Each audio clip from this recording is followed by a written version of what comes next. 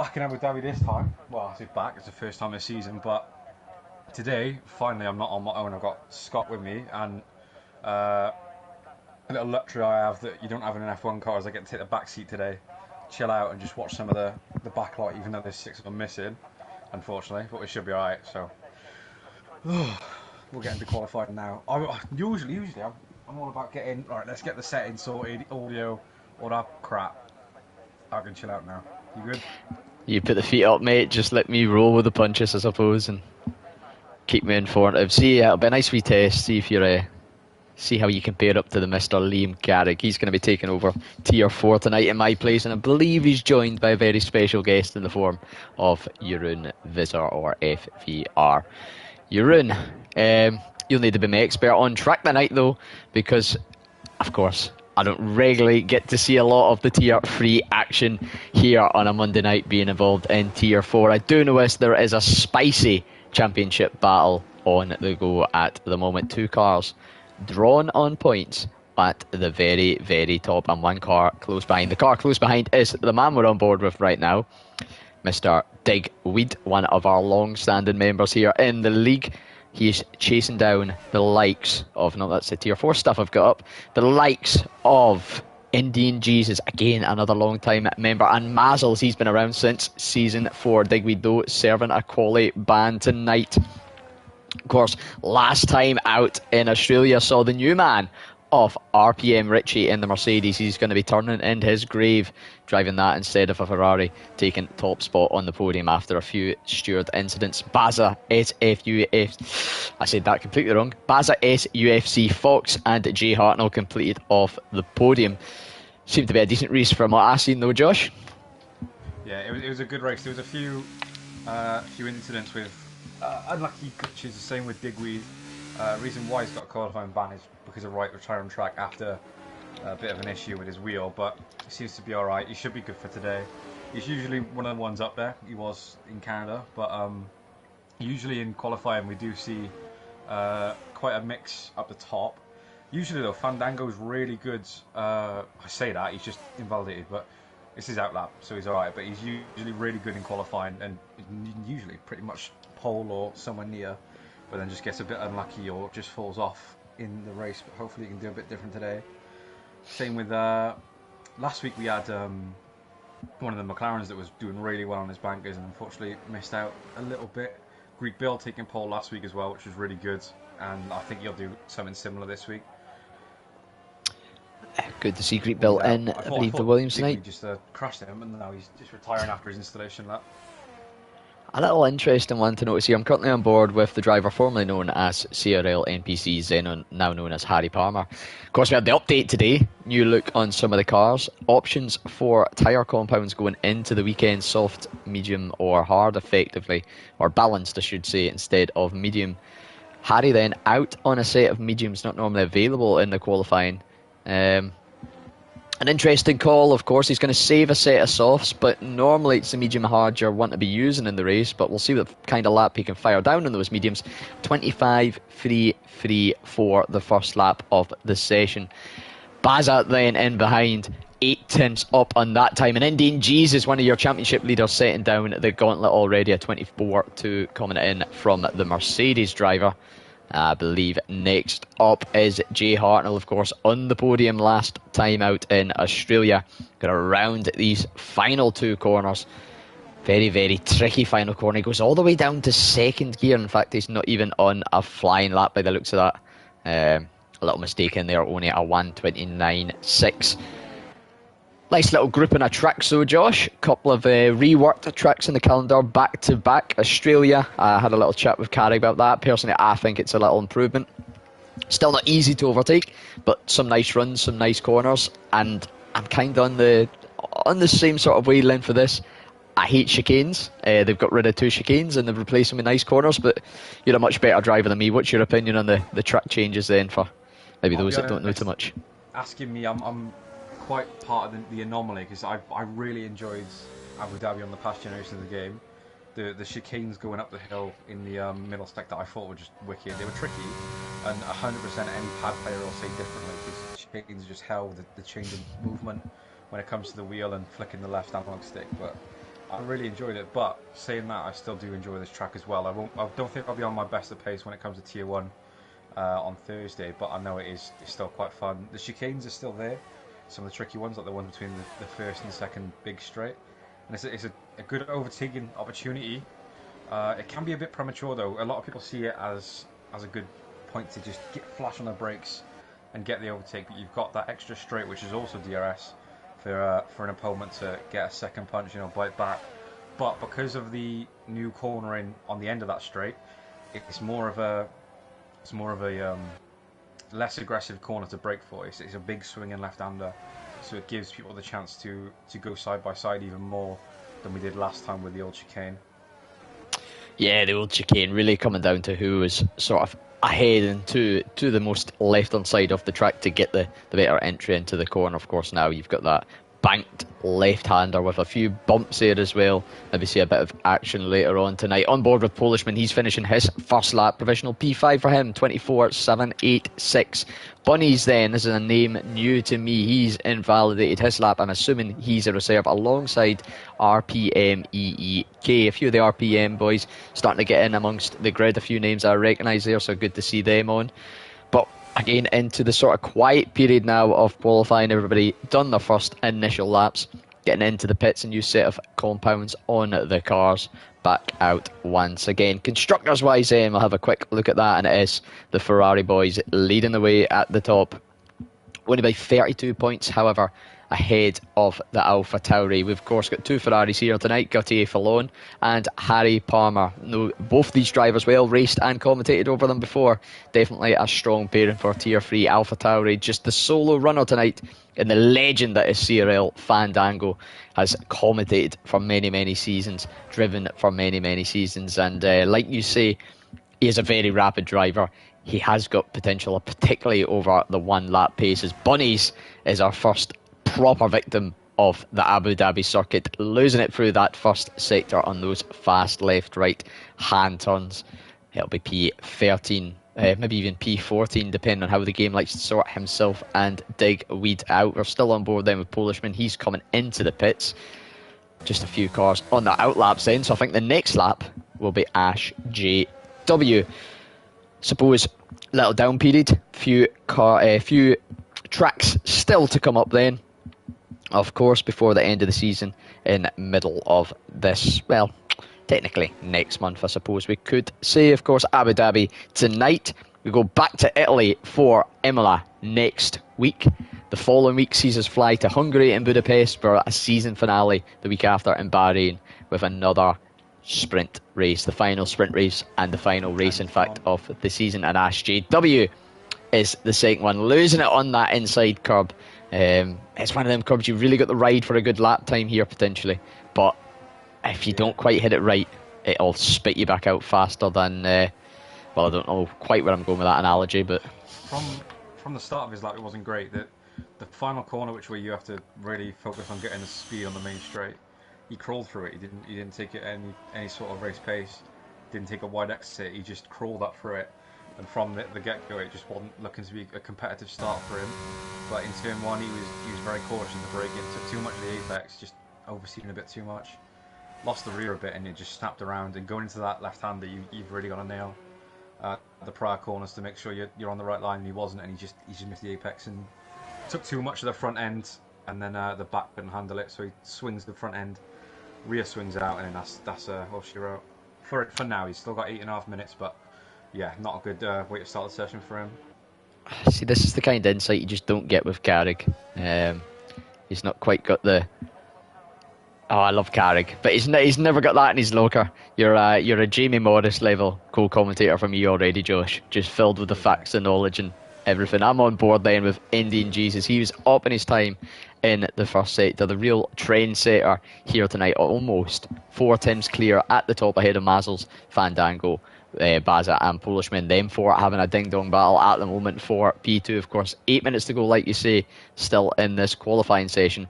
We'll see, can Indian Jesus improve on his 24-2, potentially creep down into the 23s. He's lost it round the final corner, though, the penultimate corner. It's a good place to lose it. He just about made it into the pits, entering in style, I suppose.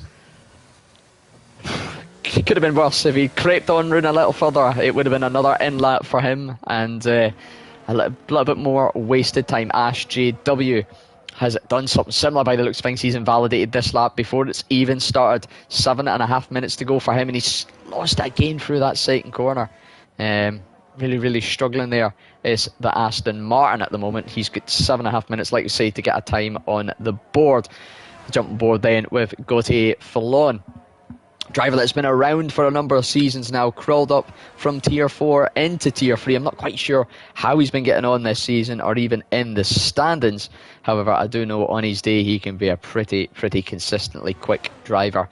Not maybe the quickest on the one lap pace, but of course getting those solid laps in one after another. He's coming through the final sector then, the last couple of lefts before the last couple of rights. Quickly up into 6th gear then, taking the apex nicely, and then down to 4th for the final corner. Straighten the car up and pin that throttle to the ground. It is at 1:24.830 for him. It does see him, I think, moved up one position, maybe not quite moving up, but an improvement on his time nonetheless, and not far off even P2 in front of him. I know that a lot of people struggling with that last corner, like we did say with the last driver we stuck on board with. Very cautious there through the last corner, just didn't really risk anything. It's always nice to get a delta down for a banker, but even if it is invalid, you can still get a delta. But yeah, there's going to be so much time for him to gain in that last corner alone. So it's a bit of a safety buffer when you have time to gain the last sector, because as long as even if you're just over your delta in the first two sectors, if you've got that little bit of hope at the end with the last few corners, it just keeps every lap alive, no matter how far down they are. So a lot of time to gain for him as well. Yeah, absolutely. You can get through to that final sector knowing you've got maybe 2-3 tenths even to make up. So if, like you say, if you're rounded about your delta, you know you've got a chance to improve. It is one of them tracks, particularly that new hairpin at the end of this, at the start of sector 2, the exit, the chicane between the two straights, and of course that last corner where it is. It can be not about how smooth or how consistent you are. Sometimes it can just be how brave you are on getting on the throttle early can make the difference between a flying lap and either a slow lap or, worst case scenario, a no front wing lap. Only car on the track at the moment is Jay Hartnell coming through the third sector. He's on an in lap anyway for the Red Bull. 5 minutes to go, or just over on this session. We'll be kicking off for the final lap soon. Sorry to interrupt you there, Josh.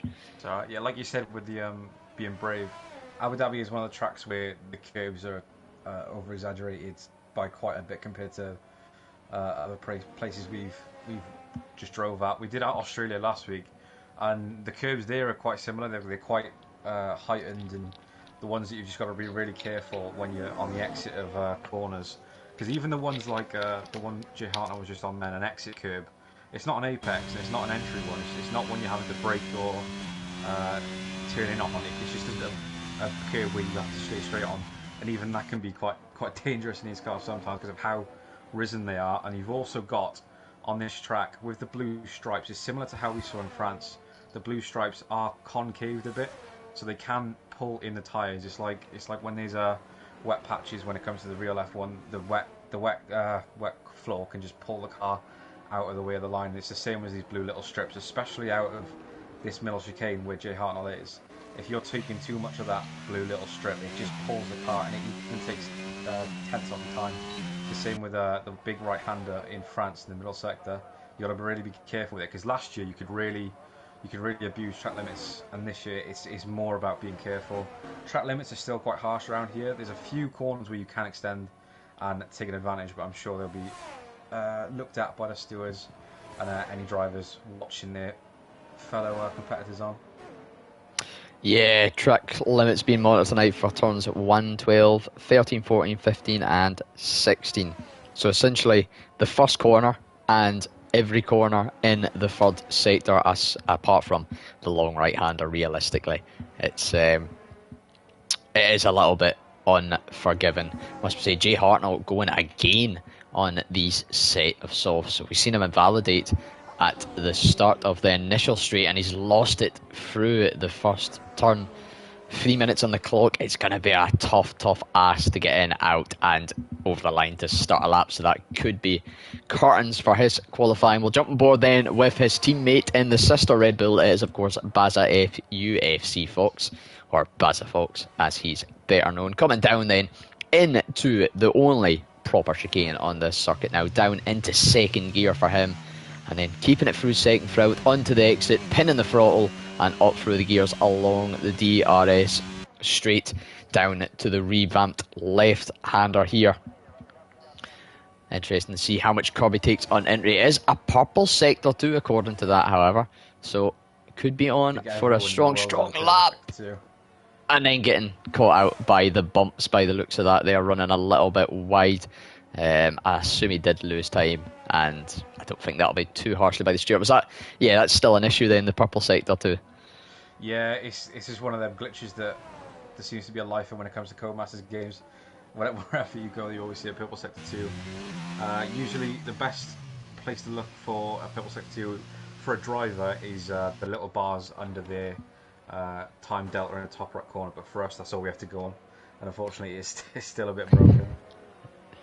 You think it's only been about 2 or 3 years we've had this issue? You think they'd had it fixed by now, but yeah, obviously not. 1 minute 40 or just under to go then.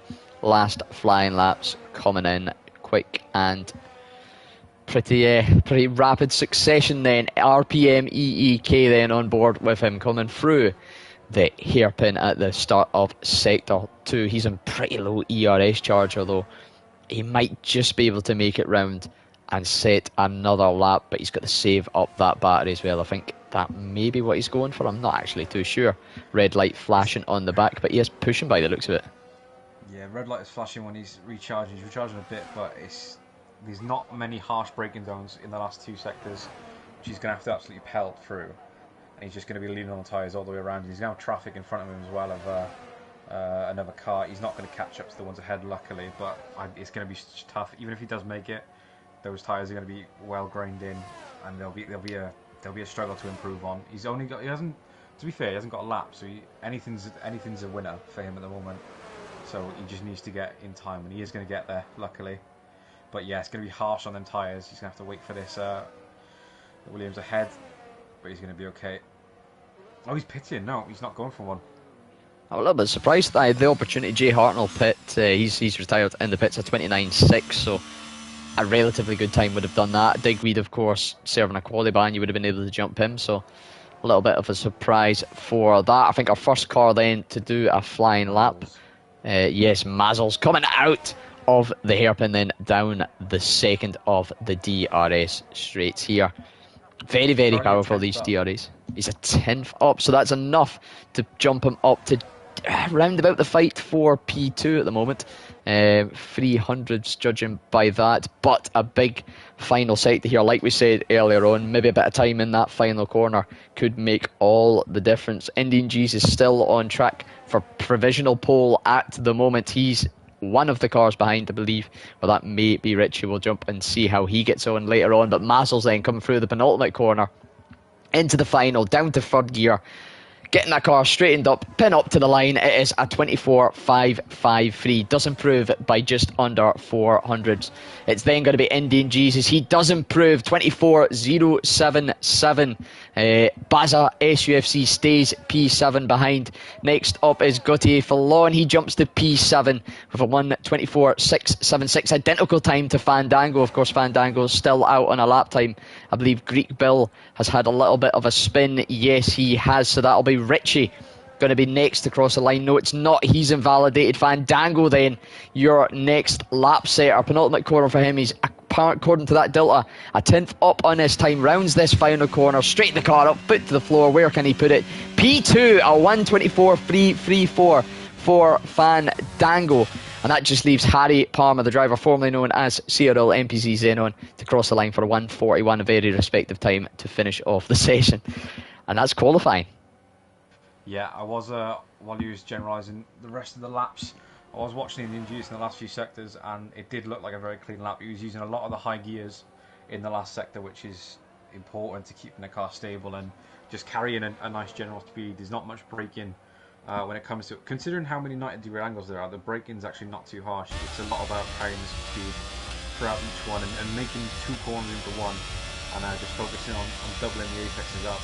So yeah, it was nice and tight, nice high gears, which I think will benefit him a lot in the race with fuel, with tyres, with generally everything. It's going to be nice and smooth. So well done to him as well. After coming from a big penalty for his reset the track as well, so I think he's a bit hungry. Hungry to retake that win that he lost in the steward's box last time out. Well, he stuck it on pole at 24.077, just above the 123s, but a quarter of a second ahead of his nearest competitor, CRL Fandango, in the AlphaTauri. The battle, though, between AlphaTauri and Ferrari going on in the constructors and going on here for the pole position, or P2 as it should be said. Harry Palmer then P3 at 24.445, ahead of Greek Bill and Polishman, the two at Williams, 4th and 5th respectively. Mazzles, Gautier Fillon, Baza, Fox, Richie, Ash, JW, your top 10, with Jay Hartnell setting a time. Digweed serving a quali ban. He'll start P12, however, with RPM, EEK and Bunnies 9999 rounding off our grid. Only 14 drivers here tonight.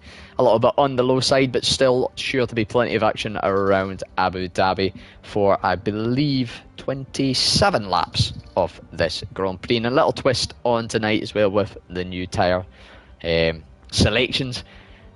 It's probably going to be the medium hard, the hard medium, but safety cars and the like, or maybe a few spins early on and strategy upsets, could see a little twist in that, and maybe we'll get some double mediums, maybe even a double hard here, Josh. Who knows? It's going to make a difference. I reckon a lot of the drivers would have picked softer. It's what we tended to do in the older generations of the games.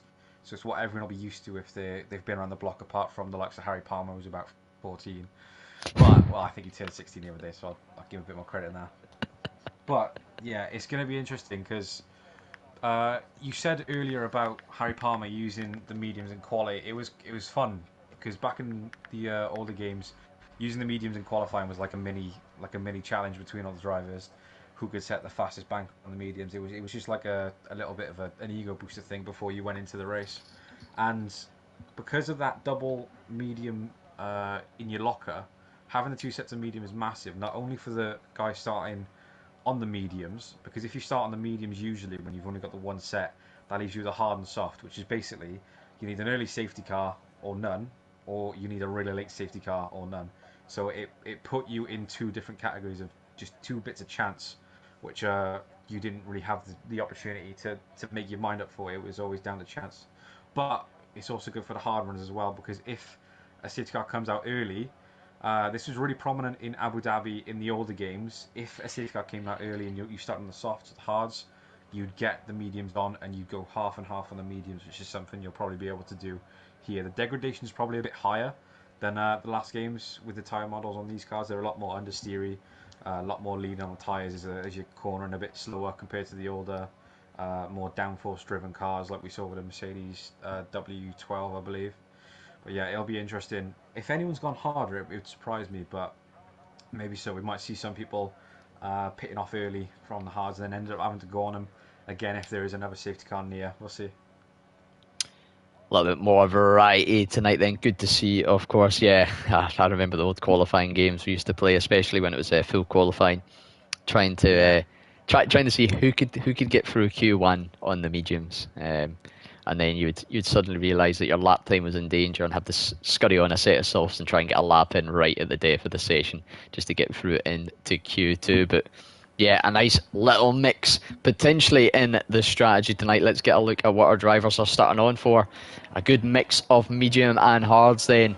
Bunnies in P14, Jay Hartnell P11, Polishman and Fandango P5 and P2 respectively, all opting for the white stripe hard compound, the rest of the grid on the yellow mediums. Nobody opting for the softs, maybe hoping for something similar to, like we said, an early safety car, go medium, half race distance. The softs about 7 laps, the mediums about 12 and the hards about 17 here tonight. So like we say, hard, medium, hard, the most expected strategy. However, safety cars and the works could throw that all up in the air. Formation lap then, a chance to get the tyres warmed up and ready. Warming the tyres not generally an issue around here. It is generally a track you run minimum or near as you can tyre pressures, just to keep the cars within a workable temperature, not overheating. That could be a big factor tonight. We've seen it before, we'll see it again, people forgetting to change their tyre pressures.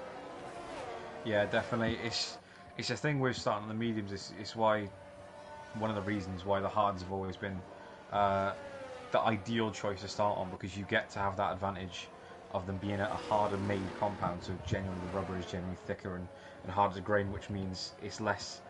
It takes a lot more to put energy into the tyre to make them overheat. And when you've got the full tank of fuel, it really does matter. So when you're on the mediums at the start, it's so easy to just lean on the tyres way too much when you're pushing hard position. It's a difference in league racing and real racing, is that there's a lot more jeopardy on the line in real F1, where they're being a bit more careful. It's more of a teaser stint on the first stint to see how they're doing. But we're in a sim rig or on a controller in our bedroom. You can go full guns blazing straight away. So yeah, it's one of the advantages of starting on the hard. So we will see that, but safety cars can really change the difference. But it's the only thing bad about starting the mediums. The main thing is having to pit onto them hards and wait for the heat up.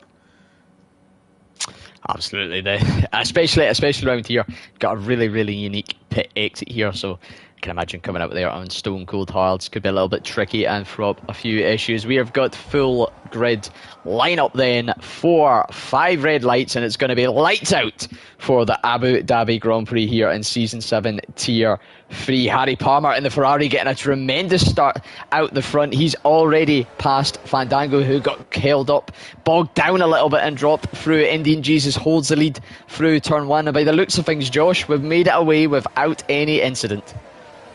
So far, yeah, I'm watching the back lot, and Bunny's had a brilliant start on the hards against medium runners as well. Jumped up 2 positions, and he's looking to take a third. Alpine taking a very nice lunger on the outside of the Aston Martin there, but doesn't quite get it. He's just not got the inside line and not got onto the straight quick enough to make the advantage, and Digweed stays ahead. Using a lot of battery, these lot at the back. It's going to be a bit of gamesmanship at the start, getting the positions early on, but I think it's going to be the patient who persevere and get through it. Just going to have to wait and see how the grid forms out, and then the hard runners can start to pick out their meal. Up the front there, we saw Harry Palmer trying to make a move into the chicane on Indian Jesus, side by side, but getting forced onto the sausage curb, losing out a bit of time. And it's sort of bunched up the cars behind Greek Bill, really close behind the rear of Mazzles, makes contact, and Gutty Fallon getting filled up with that. Ash JW, I believe that is, or Bunnies spinning out on exit as well, and suddenly we've went from a very clean first 2 sectors to 3 cars spinning out on one in the wall in a matter of a single corner. Digweed and Ash battling out through the final sector.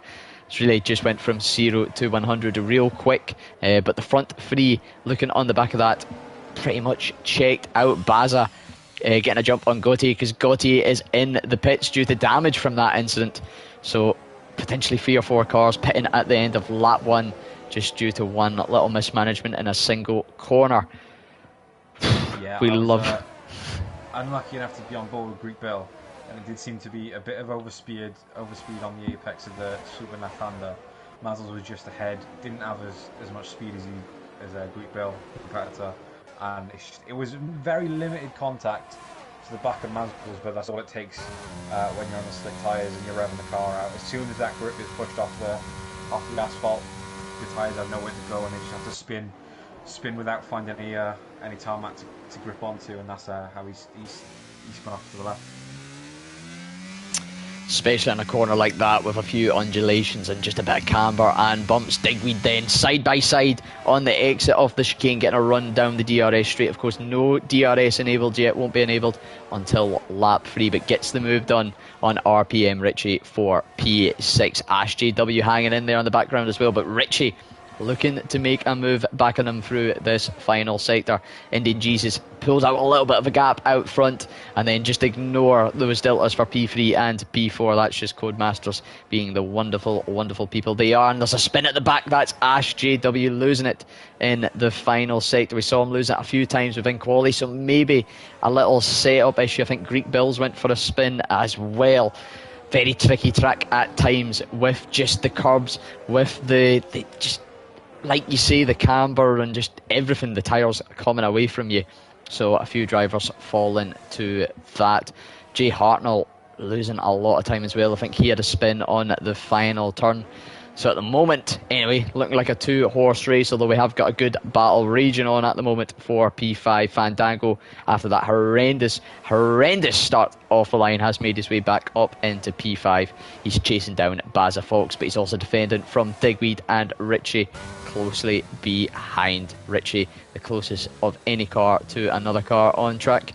Maybe going to try and replicate a move that happened to him at last lap on Digweed, of course.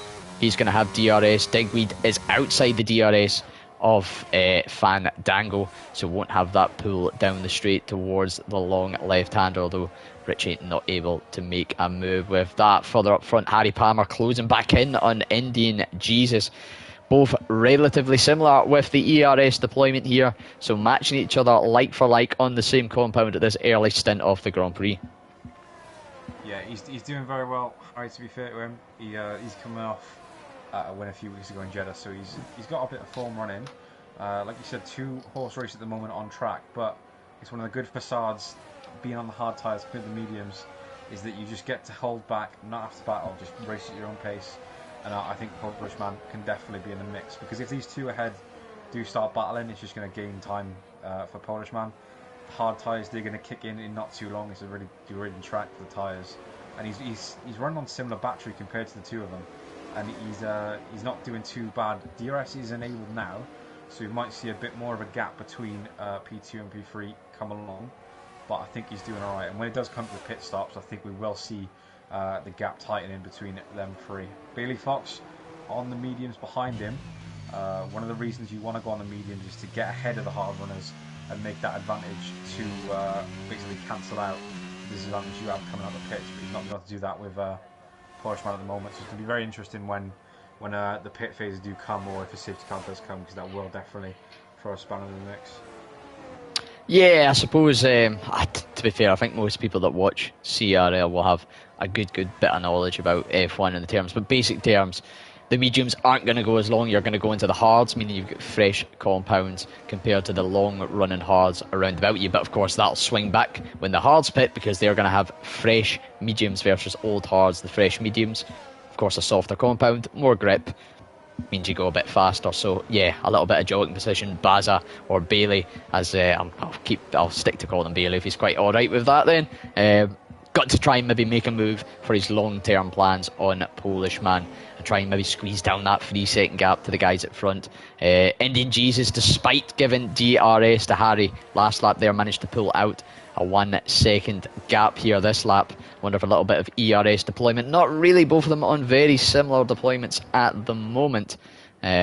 So not as if he's using and abusing. Bailey has got DRS on Polishman, but again just struggling with that exit. Ash had a spin there once again through turn 2. He's really struggling with that turn. We've seen him a few times in quali, but still in this race, still all 4 tyres on this car.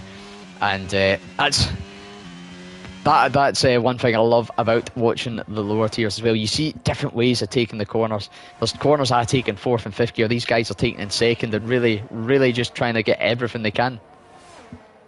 Yeah, it's a lot different when you come to the lower tiers. There's obviously different assists being used, and it's just the way that they race, and it's not a bad thing. It's just getting used. As long as you can get used to the way you're driving, unlike Bailey as he goes a bit wide there, but as long as you're getting used to how you're driving, using those assists can bring you back plenty of pace. We always do advise you to slowly tick them off, but this game at the end of the day, you've got to have fun. And if these guys are having fun while they're doing it, someone's not, because they've just spun in. It's bloody Indian Jesus. Indian Jesus, the leader of the race, has absolutely spun it as I'm talking about how people are getting used to the cars and used to how they race. So very unfortunate for him. He's down at the P7 now, and that's really gonna bite him, because being on the mediums, it's going to be even trickier having to pit onto them hards, being at such a low spot. He's going to have to climb a lot. He's got the pace, he can do it, but it's going to be an effort. It's one thing to do it on a empty track, on a 1-lap shootout in quali. It's another thing to make up those positions when you've got cars battling and tyres degrading over the lap times. Yeah, Definitely. I do love commentating over the lower tiers, of course. A little bit higher up than tier 4. Tier 4 really is all about the fundamentals, about basically turning in at the right time, braking at the right time, and trying to accelerate at the right time, not about maximising or minimising your time around the track. Tier 3, you're starting to see the beginning stages of the maybe more competitive side. You'll see a little bit more in the way of battles, a little bit more in the way of strategy, before you start to get up into tier 2, and then of course tier 1, where the big boys like yourself battle it out. Indian Jesus, though, battling it out with RPM EEK. That's a hard thing to say with a Scottish accent, but the two of them having a little ding dong into the third sector now, and it looks as if Indian Jesus just getting a nicer run through this final sector, linking up those apexes like you said earlier on, just turning one corner into another, and really just all one big smooth motion. He's almost gapped the second already. Harry Palmer, though, got to be rubbing his hands together. Yeah, he's on his own now, and it would usually, you'd think it's a good thing, but a big difference between Harry Palmer and most of the drivers in this tier, surprisingly, being in T3, he is a no-line driver, and me, myself personally, I love staying behind someone, because it's just that extra reference. Without the line on, just having that car ahead of you, just even if it's like a mile or two away, you can just see when it's in, and you can use that in your judgment as the tyres degrade. Because something Harry has to deal with, which will be a bit trickier on this track, is as the tyres get worse, so do his braking points, same as any other driver, but we don't have the dynamic line to tell you where that is. So he's doing a really good effort so far, and if you can hold the pace how he has been while driving on his own, he's not going to have to, because the safety cars come out. But if he could, it would have been a really good precedent for him. Absolutely. Safety car then deployed. Jay Hartnell losing it through the final sector, very close to where Latifi lost it in that race we won't mention. Safety car then deployed on lap 7. Generally looking to take the mediums about 12 laps, so let's say it's about lap 9, lap 10 we are racing. 19 laps on the hards isn't unheard of course. Extra variation in the strategy. Harry Palmer is into the pits. I expect Polishman will stay out, Bailey into the pits, Fandango stays out, and I think all the mediums are going to make that call to take this free pit stop opportunity. A nice little spanner in this race perhaps for some, a little recovery for others, but yeah, big thing you're saying there. You know, a tier 3 driver on no line. There's probably only a handful of tier 2 drivers that are no line.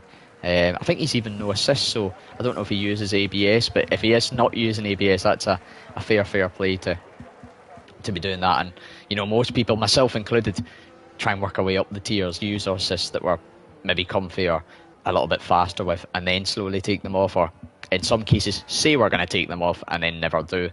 But an interesting call there from Richie.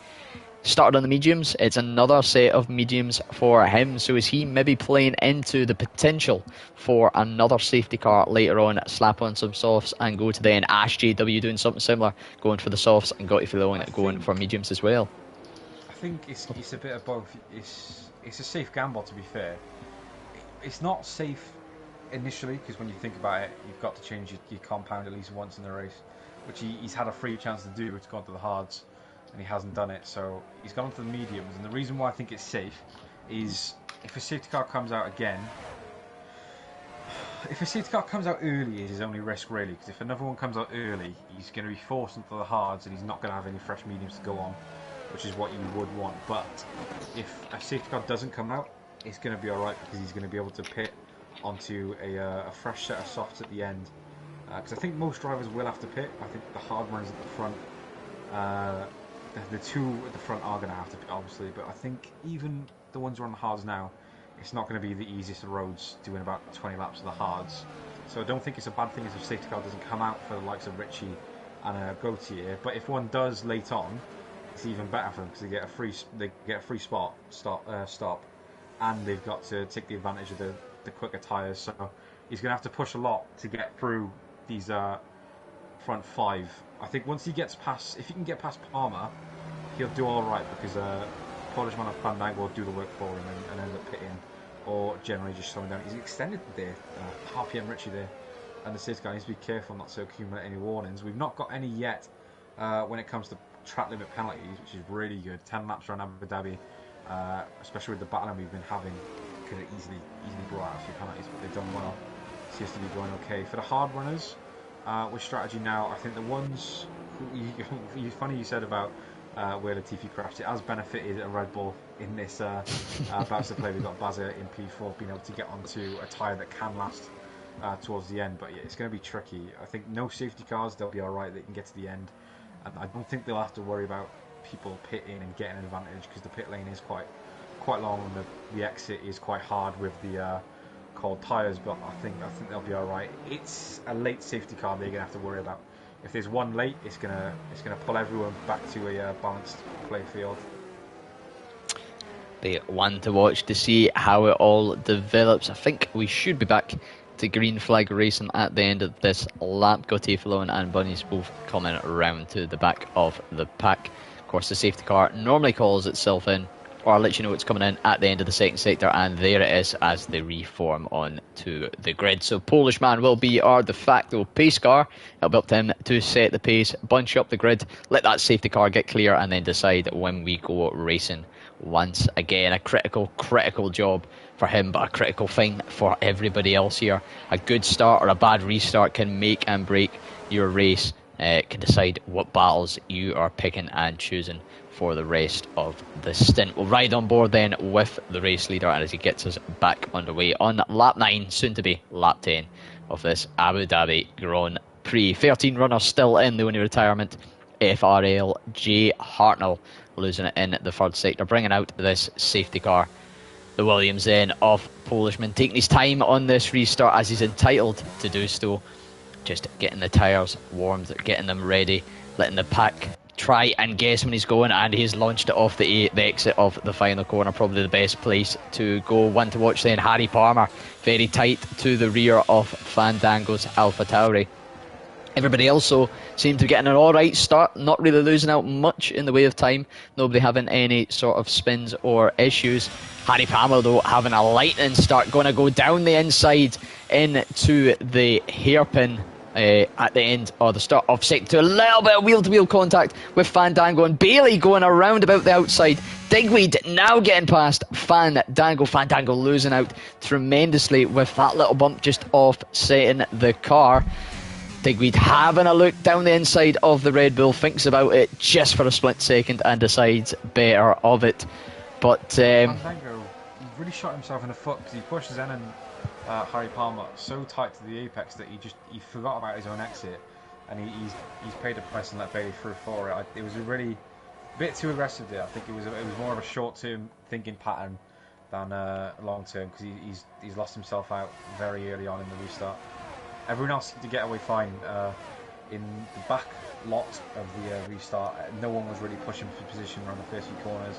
I think because of the incidents we've had in the last corner and the first corner within qualifying and the race, I think a lot of people were just worried about keeping themselves on track with four wheels still connected and not by the safety roping. I suppose you've got 13 runners, points for the top 12, of course. Get to the end and you've got a good chance of getting some points. Fandango now under pressure from that medium runner of RPM, Richie, a driver I know fairly well. Fandango not under trouble now because he's lost it through turn 2 and is off into the wall. Those 10 lap old hards just giving up on him there through that lateral turn-in zone, and that is an easy position for the rest of the pack. I don't know what he's like damage-wise.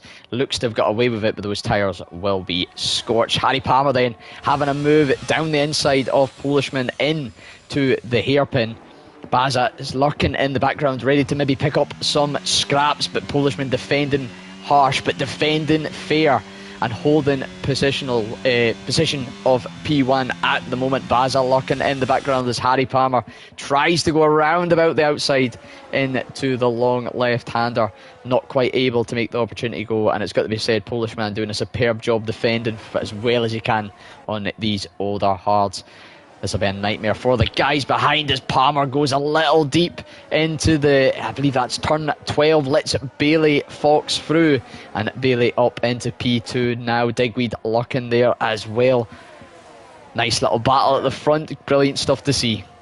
It was really interesting the way Harry Palmer went off, because he broke very early. It's a corner where if he's not using ABS, you've really got to be careful where you're braking, because you've got to brake in a straight line, so you don't lock the tyres. But he broke really early. He broke as he was turning around into the corner, and it looked to be like he was going to be alright, but I think he let off the brakes a little too early, worrying about a lock-in, and he's just gone a bit straight on, and then Bailey's just doing the best to take advantage of other people's mistakes, and we've got an Aston Martin gone at the back, and that's Bunny's. Unfortunately, after a good start, he's down to P13 after another spin. After unluckily getting collected in the first spin, so hopefully you'll have another chance later on in the race to come back. Again, Harry Palmer. Again, he's just lost it on the brakes a bit. Really struggling to find his own points, and like he has been leading a bit, so the braking points when you are following someone can be a bit different, and you've got to compensate for the hole being punched in the air by the other people's aerodynamics, and he's just broke too late again, which maybe makes me think that it wasn't an ABS issue in the past incident, and he's just made driver error again. We'll see how he does in the corner this time. Yeah, he seems to be alright now that he's got a bit of free air, so few chinks in the armour at the moment. That no line, maybe just, like you say, the difference between clean air and running behind a car, making a little bit of a difference. Ash JW, just noticed there, he's in the softs, slowly working his way up through this grid ahead of Indian Jesus. Indian Jesus, of course, was leading this race to a spin on the final turn, currently down in P8. Ash on the soft, so 5 laps in, a couple of those under safety car yellow flags again for Bunnies, and Polishman has done what Fandango did last time out. He is in the wall, or I don't know, quite in the wall, but around on the exit of turn 2 and all the way down into P12. So the long running hard runners that stayed out under that initial safety car are now both out of contention at the front after a couple of spins, both still needing to pit as well, meaning it's a battle between Bailey and Harry Palmer for P1. Harry going around about the outside and getting the move done before the entry to the hairpin. Bailey taking a lot of that curb, and this is ideal for Richie now. He's getting a better exit on those mediums with that little bit of an upset of the car. However, Baza still in the DRS, using a little bit of VRS, and in fact here comes Digweed down the inside. I never even seen him coming, going for a move down the inside into the loft left hand. A little bit of wheel banging there between the two, but nothing to write home about, and just about to hold position. Yeah, I think is the best form of action for Harry Palmer to get back ahead, because he was holding the pace when he had the clean air, and I think Bailey wouldn't be too worried about that either, knowing that he had a little tap on the rear from him. It would have been safer to have him ahead and hold pace and then fight the battles later on when they matter. Yeah, RPM Richie, Digweed getting close there. Digweed's holding really good pace on the hard, similar to the front runners. Richie doing the good as well, but he obviously is on the medium, so they're not going to last as long as the hard runners, and I don't think they will get to the end. And Ash JW, that's a strike. That's 3 people taking an error on the left and right hand of the. Just, it's such a tricky corner. It's a corner where you need to have a lot of. I think he was beached there actually. Just having to reset the track. He was revving out the car, so I think he generally was beached, which is one of the reasons where we do let a reset the track take place. He's done it safely as well. Yeah, it's just the we spun it as well, but it's the oversteer. You can't turn in quick enough. You can't turn in quicker than the rears can handle, and if you do, your front's going to take the corner perfectly fine, but the rear's just going to. It's going to be like having McDonald's trays on the back of your tyres. So it's just not going to work. I think that's the best analogy I've ever heard. Unfortunate for.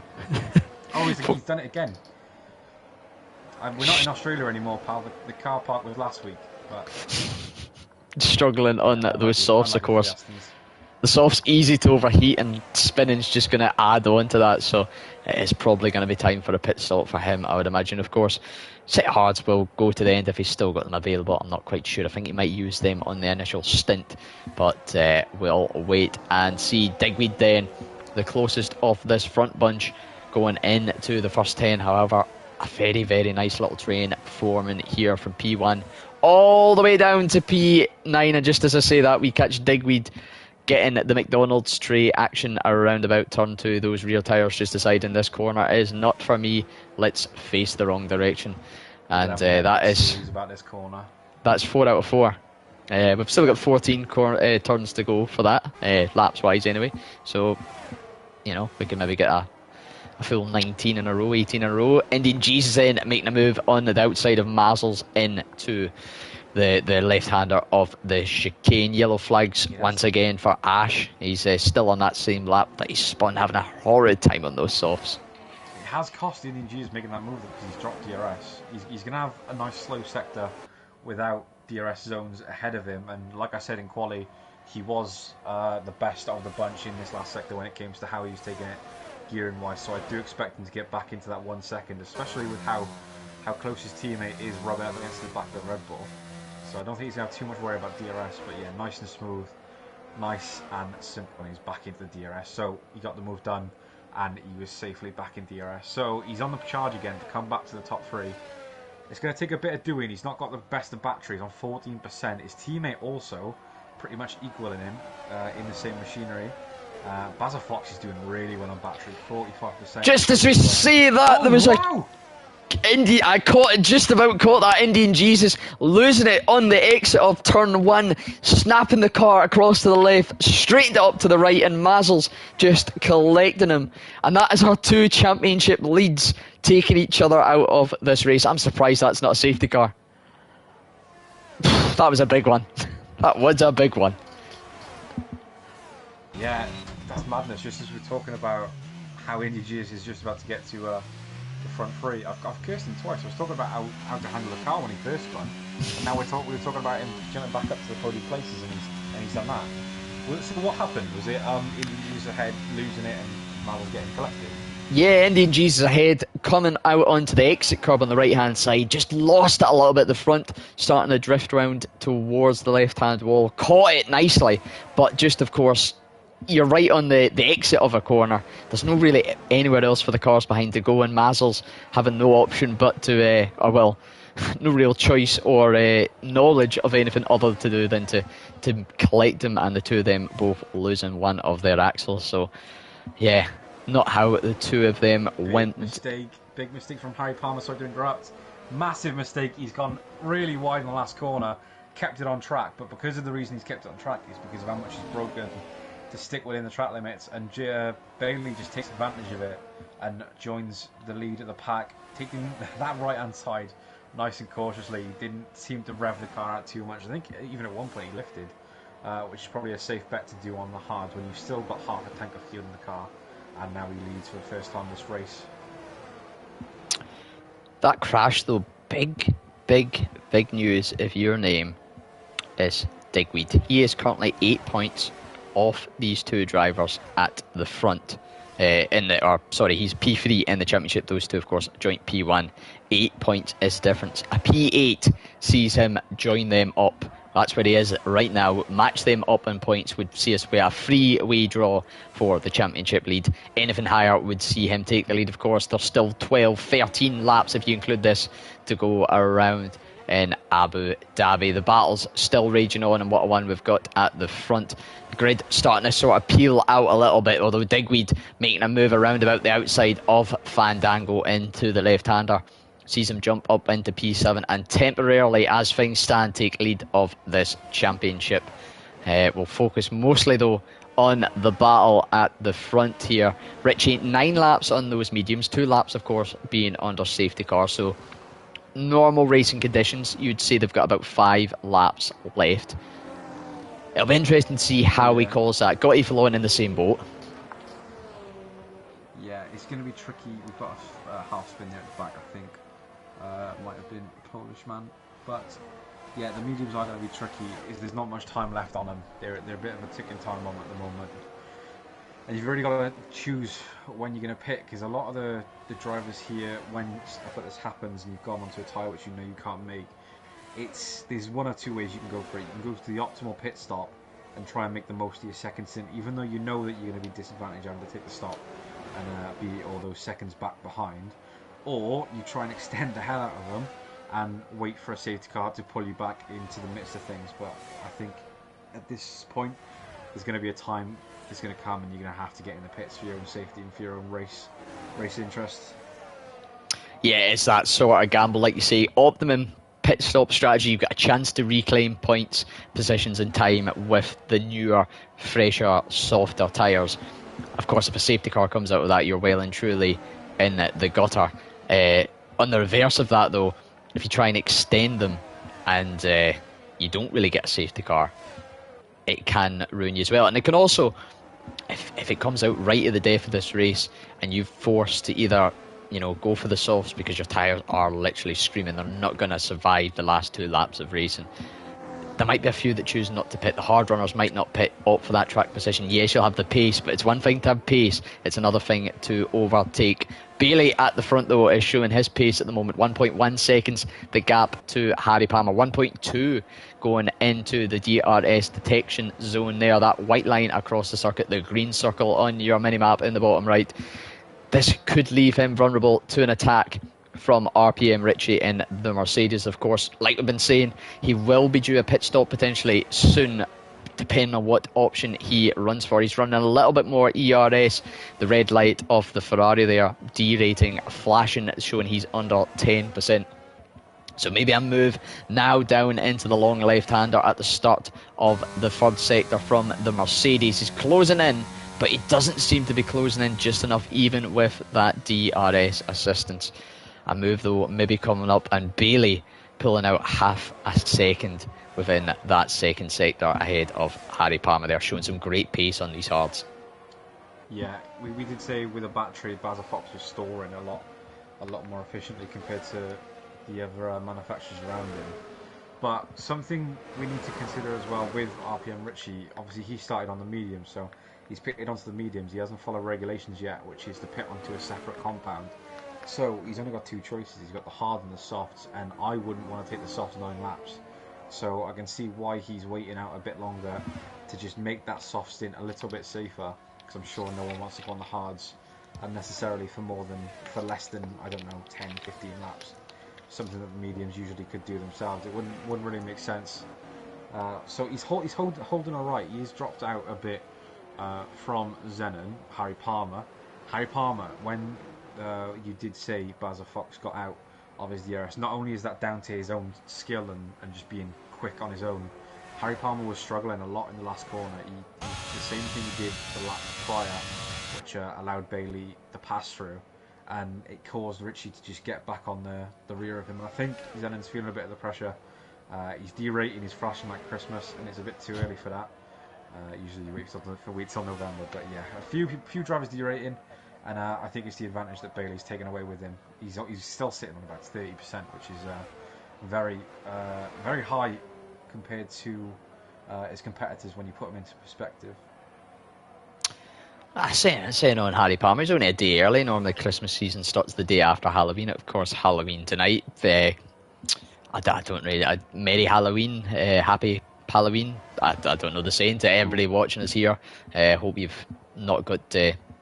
too many chocolates to rot your teeth. I don't know where I'm going with this, Josh, I'll be honest with you. Spin at the back though, Fandango having a little spin on the exit of the long left-hander. But yeah, definitely, I completely forgot about that. Richie not using a secondary set, a compound set of tyres, so expect them probably in this lap or the next. Softs generally going about 6, 7, 8 laps, depending of course how you drive them. So probably optimum this lap or next. I think even then you're really pushing it. I mean, if you do a 5 lap around Abu Dhabi and that's on the minimum fuel, it can be tricky. I think he's going to have to try and do his best to push these around at a decent pace. But the more he waits, the longer he's going to lose time, which can be a deciding factor when you're making a decision, because you're thinking about now and you're not thinking about the last few laps. Because you really need to think about, when you're at this point, you've got to think about how much time am I losing now when I'm extending the tyres compared to how much could I potentially lose at the end when I pit earlier. So it's something he's going to have to think about when he's getting onto these softs, because I'm sure he's not going to go on hards. If he wanted to be safe, he could do, but no, I think he's definitely waiting out to get onto the softs. And yeah, in the next few laps, he'll be jumping in to get a bit of fresh rubber on and to try and make up a few positions. There's not many to be made for him. He's got 3 drivers close behind him. He's got an Alpine a little further back, and I think a Williams, and that's about it. There's not really much positions for him to gain. So, yeah, unfortunately, it hasn't played out unless the safety car does come out. If it does, then I'll be able to retract what I've said, and he should do pretty well with that. Richie in the pits now, as we were talking about. So Scott was right. He has jumped in now, and it's gonna be tricky. About 7 laps on the softs. It's gonna be hard. We saw how Ashjay was doing on the softs when he only was on for 6 laps, and on the 5th lap was when he was having his struggles. So we'll see how he does. Lower fuel now, so it's going to be less leaning on the tyres with all that fuel splashing around behind the driver's seat. But we'll see how he goes. See how he fares. Down to P7 then. He's got 7.9, effectively 8 seconds realistically, to make up to the next car up the road, who is Digweed. But, of course, fresh softs versus old hards, and the old mediums have got Evilo, and he'll be coming into the pits soon. Either way, probably within the next couple of laps, unless he's going to try and chance it and take the mediums about 20 laps. That would be a feat. I've seen that sort of thing attempted before. Sometimes it works, sometimes it doesn't. The battle at the front, those tightened up once again. I don't know if Bailey Fox has had a little bit of a mishap, or if Harry Palmer finding a little bit of pace there, but just on the cusp of that 1 second gap. Of course, Bailey 30% ERS compared to Harry's 13%. Harry using it pretty much on the exit of every corner, just a little boost to get through those initial gears. The ideal time to use them, of course, use them at low gears to quickly get yourself up. There's not much advantage in the 7th or 8th gear, of course, but just having that little bit extra for Baza, it's going to make defending that, not just a little bit, it's going to make it a lot easier for him. 6 laps to go here then, and it is really looking like a 2-way shootout once again, but not between the 2 that we fought. Indian Jesus, just a little update on that crash as well. Technology, it's a wonderful thing, Josh. Yeah, I've been looking at the chat, and the reason why Indian Jesus had that little mishap is, which was unlike him. I say unlike him, he did spin a bit early on the race, so it's been a bit of recent form for him, but unlike him usually, he crashed out because there was a pop-up on his television telling him to press a button or I'm going to turn myself off, sort of deal, which distracted him, as I assume, pretty heavily, to make a mistake like that. And unfortunately, Mazzles has had to pay the price on the spooky night. The spooky night. I love that. I love that. It's been a quite. I mean, I must admit to you, Josh, I wasn't too confident about commentating on this night, and that's a huge crash we've got on board. I'm just gonna throw away from that tangent. Harry Palmer losing it at the Latifi corner, and it's a late safety car. Wow. Now this throws everything into the mix. It gives everyone a second chance. Everyone another hand of cards. Everyone's going to be jumping in now. Everyone's going to get them softs on. Bailey has been absolutely shafted. No need to show any bias here, but he has. He's been shafted because now he's out on his own. Everyone else is going to get a chance to pit onto the fresh softs. Everyone's going to have a delta, but at some point that delta is going to be released, and Bailey's going to have to jet into the pits and try not to lose as much. He might be alright, actually. As long as the delta works how it should do, Bailey should be able to get into the pits and not lose any positions because of everyone doing the same the lap prior. But we've seen in F1, in Tier 1, that this is taking place, and it can really shaft the people up ahead. Hopefully not. We'll have to see how it plays. But yeah, massive error from Harry Palmer there. That's really unlucky for the kid. He's doing really well, showing really good pace and consistency. And I was just about to say that hardly anyone's got penalties. We've got 2 people on penalties, which, to be fair, is absolutely brilliant from the tier. The racing, even though there's less chance of people making mistakes with less drivers, they've been diamond today. So we'll see how it goes. Really has been good quality in terms of, like you say, keeping it between the white lines within the racing limits, keeping nice fair battling. We've seen lots of good, close, hard battling, however, and it's a few incidents here and there. Of course, Jay Hartnell, Harry losing it out on themselves, and that unfortunate collision between Indian Jesus and Mazzles. But the quality on show tonight been incredible. We've got a quick little shootout to the end. Being forced to slow down, which I think is really going to bite him. This is really Interesting. unlucky for him. He's been right at the top of the whole race, and I think... Oh, no, I'll tell you what. I think he should be alright. I think I'm over worrying a bit, yeah, for my own friend. he should I be think okay. he's going to be safe. Yeah. He was lucky. It was unfortunate he came out. Or fortunate when it is. It is one of these tracks where you don't have the same risk like we see at maybe Australia, where the safety car can just shoot out of the pit exit and collect the leader if they've just rounded past the pit entry. It's very hard because the safety car does take a little bit of time to get through that tunnel and get out onto the track.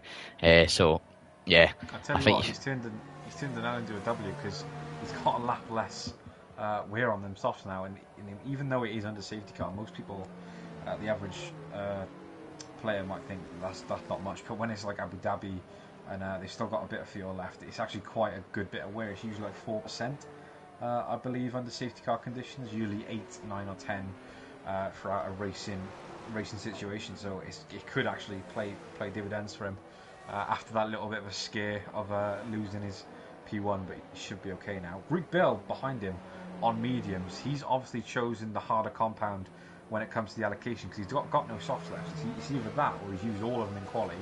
He doesn't feel confident enough to go onto worn tyres, and that is going to be a brilliant sight for Bailey because not only is he going to have a good chance of a good run out of turn one without someone having a good run behind him, he's got that little bit of a barrier between him and the other competitors. Same with Richie. Richie's on 3 lap old softs. It's a low number, and it would be for a medium or hard tyre, but in a soft tyre, it's really not. 3 laps on a tyre is massive. It's gonna play a big part in it, and it's just that little bit of a gap between the other drivers like the RPMs and the Gautier Fallons, the Digweeds, the ones who have shown the more pace and are on the fresher tyre, but it's going to be a bit of a battle for him. Yeah, like you say, 3 laps on the softs, like you say, doesn't sound like a lot, but when your tyres are starting to go off after 5, 6 laps, it's effectively half of their lap time. Yes, you're doing laps under the safety car, low speed, but it adds up every corner. There's a little bit of wear, a little bit of force going through those tyres. It just makes that bit harder and harder. Most of the grid then reformed. They're waiting on P8, P9 and P10, although P10's going to have a bit of work to do to get back around. He's currently just ending the first sector of his lap as the safety car comes around the first turn. So potentially, I think this is our second lap under safety car realistically. So it can go one more, and that's the most it can go in terms of the 3 laps and also having the 2 laps at the end. So potentially a 2 or a 3 lap shootout here. Probably the worst case scenario for Greek Bill. Yeah, it's I don't know. The less race time there is, the better for Bill, really. If it does come in this lap, yeah, he's going to have a bit more work than he'd like to. But I was just having a look through the race directors, the FIA race directors, and I'm shocked.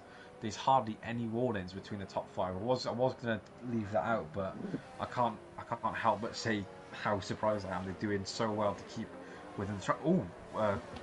Bailey Fox, I'd absolutely kill him if I was in a race with him because he's just taken out 150 metre board. Luckily, the no-line drivers have crashed out, and to be honest, 150 boards are useless. But yeah, the track limits have been brilliant. I don't think there's hardly any between the top 5, so it's going to take a lot of pushing and a lot of aggro attacking and defending for penalties to take place here. There might be a few penalties post-race. Greek Bill was involved in an incident with Mazel's, which did send him into the barrier, but Mazel has already been crashed out by someone else. I say crashed out, he got collected, unfortunately. So maybe that doesn't get brought to the stewards as an incident against him. So maybe he might get away with that, as it was early on. It was a very simple contact. Just unlucky that the collision caused that concertina between the drivers. But yeah, it's going to be interesting. I think it is going to be purely down to pace as we get going now. Is it in this lap, or is it going to stay out another? It looks to be staying out another. It's not had the call in. It can be a late call, but normally that's just as a car approaches the back of the pack, and it looks as if it's going to go one more. The maximum 3 laps, of course, we can be under safety car, and of course the minimum required green flag racing at the end of the Grand Prix, 2 laps. So it is going to be the end of lap 27, the start of lap 28, that we are going to get green flag racing here, and it's all going to come down to a 2-lap shootout. Yeah, Greek Bill is gonna love that because the less time he has to fight off the fresh softs, the better. And like I said, 3 laps. How I said 3 laps might not look bad, but if you look at it now, 5 laps they've done the safety car now for Richie, where everyone else has done 2 less. It is really gonna take take a bit of action these last 2 laps. It's such a difference. Like I said, 4% average between every safety car lap. And if they were heating up in that past one, which I believe there was, that weaving is like doing the track 2 times, because as you're weaving, the track time is doubling because you're using each side going back and forth. So you're basically snaking and just putting even more wear onto those fronts. Not necessarily the backs. The backs you have to rev out to generally put more wear on, because you're not leaning on them, because you're not really going fast enough for the rear end to slide over. But yeah, it's gonna be interesting. I think Bailey Fox might run away with it in the last 2 laps. I don't want to jinx it, so I'm going to knock on wood, but I think it could be interesting for the last 2 podium positions though. A lot of squabbling, I think, definitely. Well then, not for the first time and probably not for the last time. Results in Abu Dhabi coming down to a late safety car and a couple of lap shootouts. Safety car, like we said, in this lap. Fandango, I'm not too sure what happened there. He was ahead of Ash. Did he have a little spin under the safety car? He might have done. I wasn't necessarily looking at the track map. I was just focusing on looking at the drivers ahead, but maybe so. It's a strange run anyway. Bailey is once again, well, not once again, it'll be the first time for him at this Grand Prix. He is going to be the de facto safety car, pace car, set the pace, choose the restart time, and let that safety car get clear into the pits before we get back under green flag racing. 2 laps to go here in Abu Dhabi. Everything to play for. No penalties really affecting the top 7 as it stands. Different tyre compounds, different tyre lives, and only 2 laps of this. I don't know the exact length, but we're going to say 1.5 kilometre. What a start Bailey has had compared to the mediums of Greek Bill behind. 1.3 seconds out in front already. Of course, all cars going to have the full 100% ERS deployment to use over the course of these next 2 laps. No DRS going to be enabled, so it is just about pure pace. Richie then in P3 is going to be hunting down Greek Bill in P2 as Polishman goes down the inside of Digweed, can't quite make the move work into the left-hander, and they're all staying pretty much in position. However, EEK having a look at his RPM counter power in front, not quite again thinking about the move. Polishman trying once again on Digweed into the chicane, and it really is elbows out, foot to the floor as fast as you can time here, Josh. Yeah, Greenfield's doing really well so far on the mediums. Like I said though, I did think Bailey was going to have the free chance of going when he wanted and just how he wanted, because I didn't think anyone behind him was going to be able to pull up with the lateral grip that the mediums don't unfortunately have initially. But yeah, it's interesting because Greekville is holding very good pace on the medium tyres, which doesn't surprise me. Medium tyres are the best race tyres generally, and they've already been on 4 laps in the soft, so they're not necessarily going to be in their prime, even though they've not even done a race lap yet, apart from now. So very interesting. I think it's going to get a bit squabbly now between the RPM guys and Polishman and Digley again. Polishman and Digley was getting very tight, especially. Oh, and there we go, Polishman. Getting a bit of a fishtail coming out of the corner prior to the fast right-hander that has been collecting so many of our drivers. He's got a phenomenal run though on the right-hander to go around the outside of Digweed. Tried this once before, he's doing it again. Doesn't go for the undercut, doesn't go for the switchback, sorry, and decides to stay on the outside, and it hasn't taken advantage. But look at the straight line from the Williams. You can see he's looking to dive down the inside. He's trying to stick in the slip. Digweed wobbling about a bit as the track does undulate and goes up and down side by side, but the Williams can't quite pull it off. But he can pull it off on the exit because the Alpines had an awful run out, and I can't say the same for the Aston Martin. He's done a double move, Bunnies. Absolutely brilliant. I said, oh, and there's contact. What is Polishman doing there? Polishman getting a bit too aggressive, leaving little to be said between him and Digweed. Digweed not giving too much room on the outside there as we come round for the last lap. Very interesting there. Digweed, oh, he's made contact.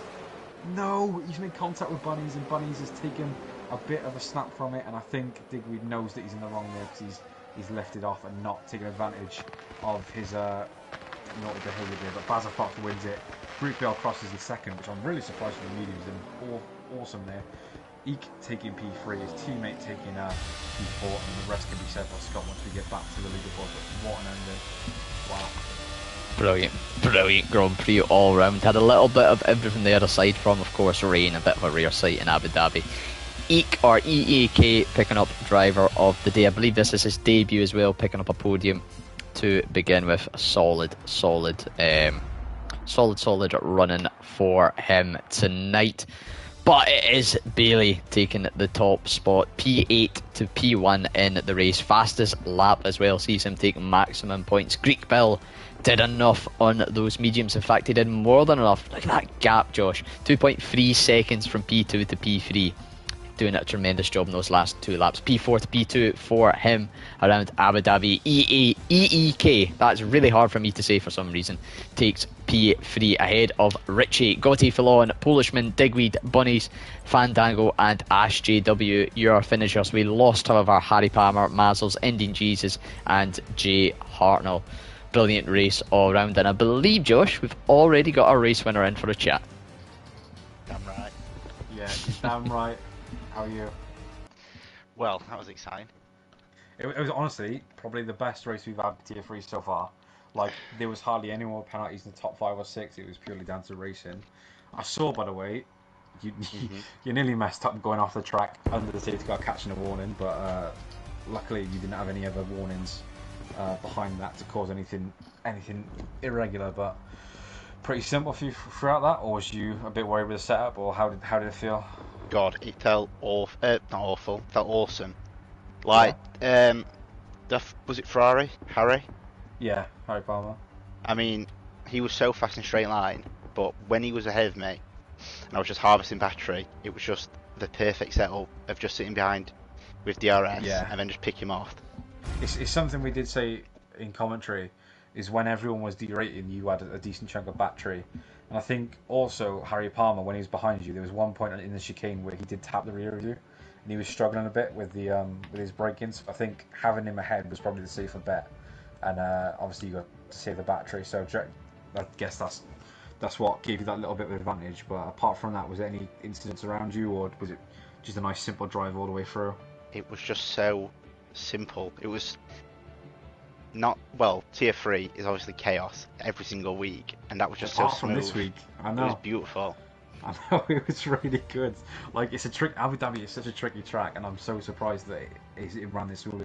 And to be fair, there was only like 11 drivers at the end, but it didn't feel like it. There was always something to talk about. So yeah, I think that's all that needs to be said. Well done. We had a discussion on my safety car restart. I did. I predicted. Outrageous. I predicted that you'd get a good run. To be fair, we noted on that a few times, so it was good. Yeah, Thanks. I think that's particularly proud of that. Yeah, I can tell. Scott, how does that put Bailey in the championship? Because obviously we had the 3 contenders up the top battling about. Then we have Bailey somewhere near them now with a 25-point jump. I believe it's 30 points for the win, if I'm right in saying, isn't it? And then plus 1 for the fastest lap. That puts him all the way up to 145, just 12 points off the top. Well, the top as they were tonight. Digweed, I think, with his result, will jump them just slightly, but within a racing distance of taking the top spot within the championship. So, yeah, I think Josh has said the most what I need to say, but congratulations tonight, Bailey. Solid drive from yourself. Alright, cheers. Right, Greek Bill joined us as well, so Scott, I'll let you get on with this one. I need a sip of water, to be honest. Yeah, no worries at all. Greek Bill, just like to say, start off, congratulations, P2 tonight. Thank you very much. I've had the pleasure, I'm going to turn you up a little bit just for the viewers at home. I've had the pleasure, I think, of racing you as well. You raced in Tier 2 a couple of times, so we know you've got the pace. You showed it here tonight, started P4, of course, finishing P2, and finish it in style on the mediums. I'm assuming that was to do with the tyre compound choices available. Yeah, well, there were only 3 soft tires available and were probably used in quali by me. I did 3 hot laps, so that put them all at around 15 tire wear. So I was thinking about the mediums would be the more, let's say, strong tire in terms of consistency at the last few laps, which was very much needed. Absolutely. Of course, we were saying that as well. The tyre wear adds up, especially on those softs. We knew you were maybe going to struggle to catch with the likes of Bailey or Baza Fox, as he's also known. But you did a tremendous job holding off the guys behind. Just overall then, how was the race for you? Was it... it looked to be, from our point of view, a really clean, competitive race. I'm assuming you had the same sort of view from that? Yeah, it was a very competitive race. Well done to all of the guys that raced tonight. Some were unlucky, but all in all, they had great patience. Yeah, Abu Dhabi is a really tough track to get down. Tire wear, the curbs, it's quite a bumpy track. So finishing and doing so many safety car restarts correctly, and not getting caught up in all the action is a huge plus, in my opinion. And that result tonight, looking at the standings, I believe that will stick you up around about the top 7 of still a few races to go, and you've shown some pace. I don't think it'll be the last time we see you up and around the podium. Maybe too late in the season for a title charge, but have you got any aims for maybe say a top 5, a top 7, a top 8 position, or are you just sort of taking it every week as it comes and enjoying it? Well, this is truly great game, and you can take it in the long term. You've got to enjoy the moment, and obviously it's so competitive. You can't get caught up with all the consequences. You just have to give the best out of yourself and hope for the best. I think that pretty much summarises what CRL is all about there. That's couldn't have put it much better myself. Josh, have you got anything for our P2 tonight? Yeah. Not to take away anything from yourself, but are you worried at all with the collision with Mazzles early on? Yeah, that was a bad moment, and I am quite worried about that. I think it was a racing incident. I obviously didn't do it on purpose. It did seem like it was a more of an overspeed kind of incident with not much time for yourself to react, with the car being a bit slow ahead. But we'll see what happens. Obviously, Mazzles did crash out. Anyways, unfortunately, but maybe fortunately for you, that takes away the spotlight from you when it comes to how Mazzle sees the race going. So we'll see what Stu would say. But yeah, well done today, mate. I've invited Richie, but I don't think we've had him join. So I think that'll be it for the interviews. Oh, well, short and sweet on that front. Thank you for joining us for a quick chat, Greek Bill, and best of luck for the rest of the season, my friend. Thank you very much.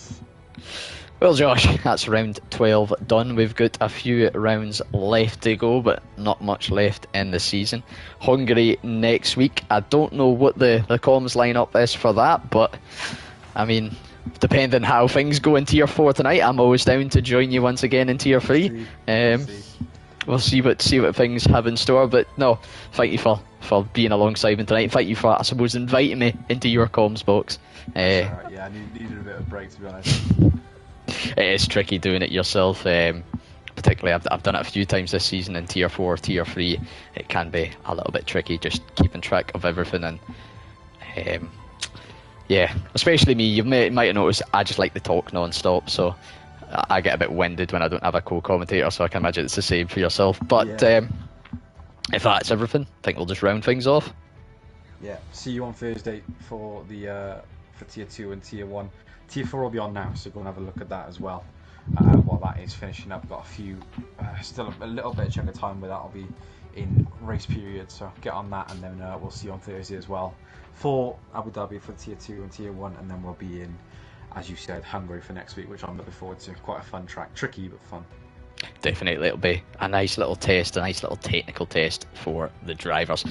I've been CRL Freefall then, joined by your regular host, Evans Joshua. Thank you all very much for joining us, and have a very, very good night and the rest of your week.